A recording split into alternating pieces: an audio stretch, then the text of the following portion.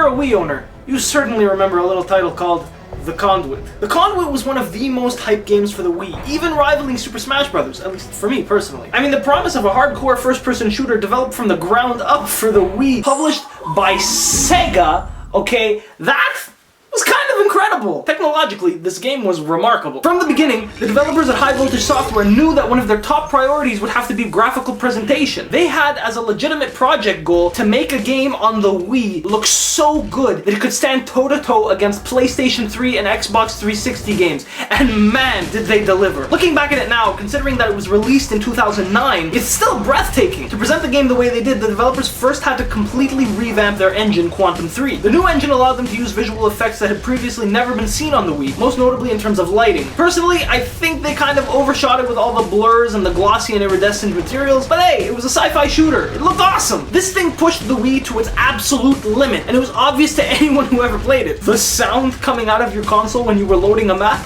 Jeez. The engine apparently also had really good AI, which they stated allowed human-like behavior. Now, I'm gonna touch on that a little bit later. You see, to be honest, I decided to review and analyze this game because I wanted to do another good game like StarFox. I spotted this one in my collection and remembered how much I played it and how hyped I was for it. After playing it for this video though, I realized that it really hasn't aged well. It constantly employs really bad design choices for a first-person shooter to make up for its shortcomings, and honestly I was kind of disappointed. Please note though, these comments obviously only refer to the single-player campaign. So diving into it... Wait. What? Why am I an alien? I thought it was supposed to be some super epic elite soldier dude. What are these arms? Yo, straight up, they look like boogers. Okay, maybe I don't remember something from the story. Let me try another mission. Wait, what? Okay, no. Something's up. I don't know, Mr. Ford. Something's wrong.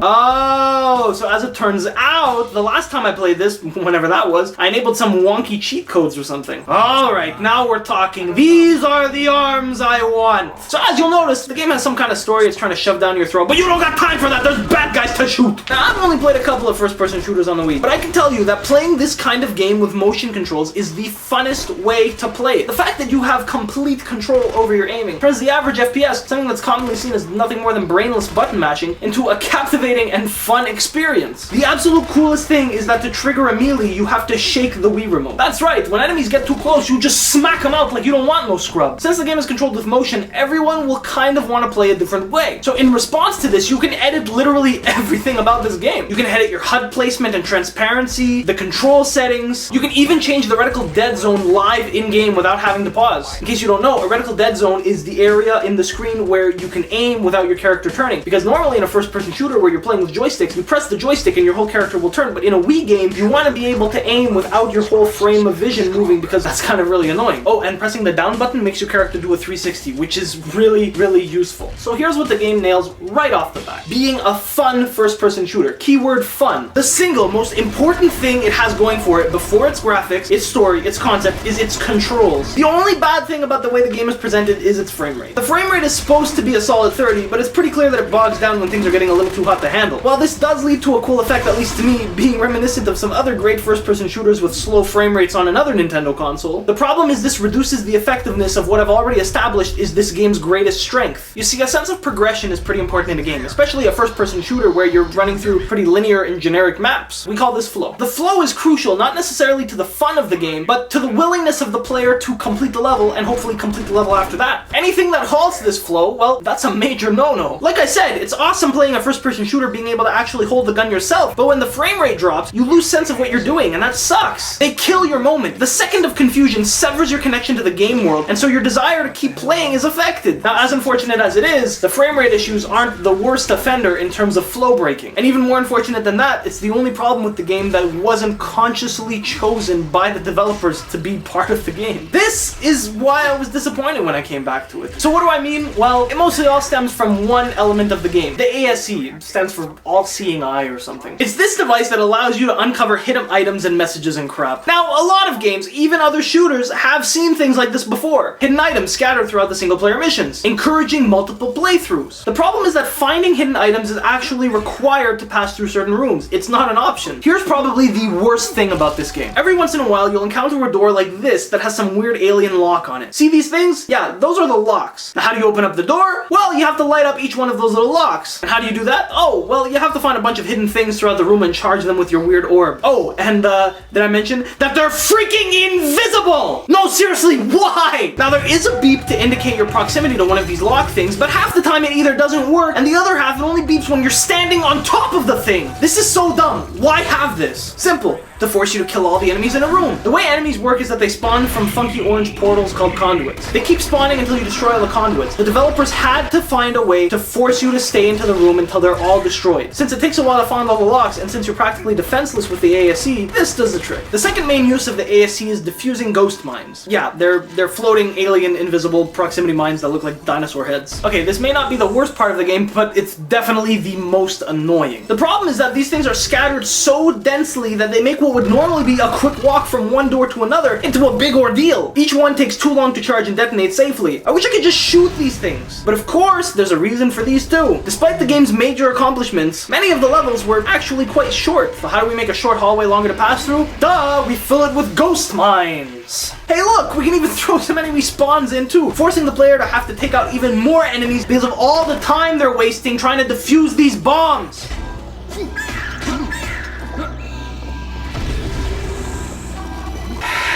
Deep breath. There's a part that I wanted to show in this video that's one of the most notoriously difficult parts of this game. If you played it, I'm sure you know what I'm talking about. But the problem was that leading up to this point, there were just a ton of ghost mines. And I died so many times that I literally lost patience and rage quitted a single player mission. Now, not only is that sad for obvious reasons, but also, I used to be a QA tester. It used to be my job to be super patient with video games. I mean, if a finished game takes me to my breaking point, there might be some trouble with it. I mean, the mines could have been a good idea if they were implemented properly, but having a dozen of them all packed together in a small path, that's just overkill. The ASE is also used to find and solve these weird Illuminati puzzles or something. It's just lame though, and the game doesn't even pause when you do them, so you can still take damage. Hold off, alien scum! This puzzle requires my attention! The thing is just...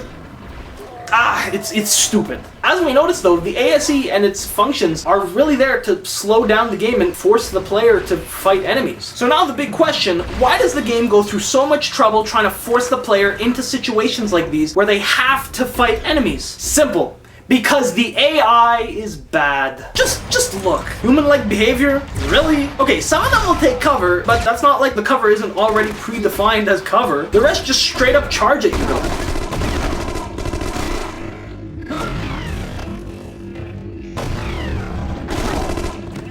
Some just don't shoot at you no matter what you do.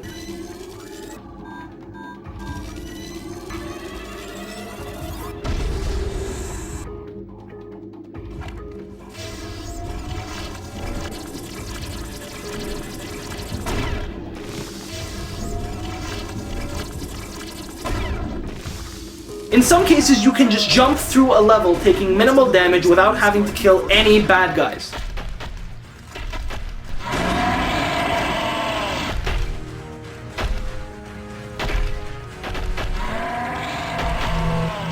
So establishing that the AI is bad, we can understand that dropping in enemies alone isn't enough to challenge the player. The only way the developers had left to make the game challenging was to overwhelm the players by, 1, preventing them from being able to proceed until they take on a huge number of enemies by locking doors, and 2, throwing enemies at their face while they're preoccupied and defenseless, like trying to defuse mines. So now that we understand this, let's go and look back at the 2 flow breakers I talked about before. What's wrong with the door lock thing? Well, now that we know they're in place to offer the player a challenge, we can critique it. Here's how every single one of these locked door rooms rooms plays out. You walk in, see a ton of enemies, try to run for the door, see that it's locked, kill all the enemies and destroy all the conduits, and finally search the room for locks. Well, by the time you're looking for locks, the room is completely void of all life. It feels like you're searching for your keys through the crazy aftermath of some party. Maybe if it was 1 or 2 locks, that would be cool, but it's always like 5 or 6. I spent 4 minutes walking up and down this hallway looking for the last lock. I knew it had to be at the beginning, but the ASC never beeped when I got close. So you want to break flow in a game? Well, here's the perfect way to do it. The worst part is that there's no reason for it to be like this. Doors unlocking only after we've cleared a room is classic game design. It was made popular by Dungeons and the Legend of Zelda, and at least from my knowledge, seen as recently as Metal Gear Rising. This locked door thing is a mess. It's the absolute worst way I could ever imagine to force a player to fight enemies that you, as a developer, challenge them to fight. And it wouldn't even be that bad if it only happened once or twice, but this happens at least 2-3 times per level. So ghost mines, what are wrong with those? Well,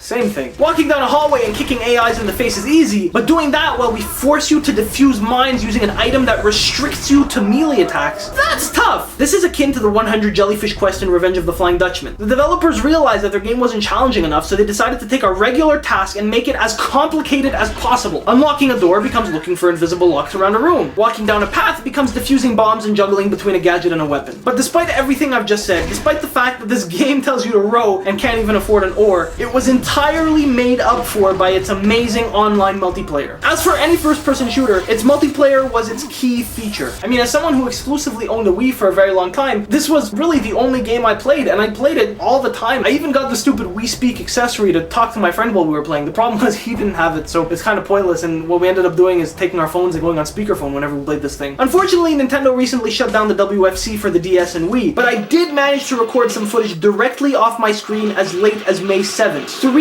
days before Nintendo shut its online doors. People were still playing this game. I mean, lobbies weren't full or anything, but there were still people there. And, not to brag, but, like, I haven't played this game in years, and, I came in first place. Who's the king? I'm the king. Now, its multiplayer was great because you're playing against real people now and not AIs. But still, it's important to look back at old games and see what we can learn from them. I mean, this game did so well that they even made a sequel that I unfortunately never played. And while doing research for this video, I actually found out that they ported the original game to Android. That's crazy! The game was amazing for what it was. Despite some very bad design choices, it gave players what it promised. A good-looking first-person shooter exclusively for the Wii. And for that, I thank you, High Voltage Software. Hello and welcome to the end screen once again. See, I did it at the beginning because it confused you, and so today I want to run something by you. Now for my next video, I'm already pretty sure what I want to do it on, so I'm actually probably, as soon as I get all this getup off, I'm gonna go record for that. But for the next 2 videos, I have plans, but I don't know what to do first. So here's your opportunity to chime in. I was debating whether or not I should actually say what game I'm gonna do or not, but I think I shouldn't. So here's what I'll tell you. I'll give a brief description without actually giving the title of the game. So option 1, underrated and unknown GameCube game, or option 2, port of another game on the Wii, and it's kind of good, but it's kind of weird at the same time. I guess it's your choice. So you choose option 1, option 2. I'll do both of them, but you tell me which one you want, and I'll be sure to do that first. Actually, I might even record the footage for both of them today, because it's my only day off. So that's how we do it around here. Besides that, everything's good. I realized I forgot to put the videos up for the other channel videos that I said I would video. So yeah, I'm gonna get on that, and yeah, that's it, I guess, right? We touched base? Yeah, okay, good. Again, if you have any suggestions for particular games you want me to review, give me a heads up. I'll see if I have them, and I'll see if I can review them. Besides, bow for Bikini Bottom. I'll do it. I just need to find it. I need to find a copy of it. God. Thank you for watching. Have a good day. I'm gonna stop talking now. I'm gonna put my Nintendo apparel away. Stop staring at my butt.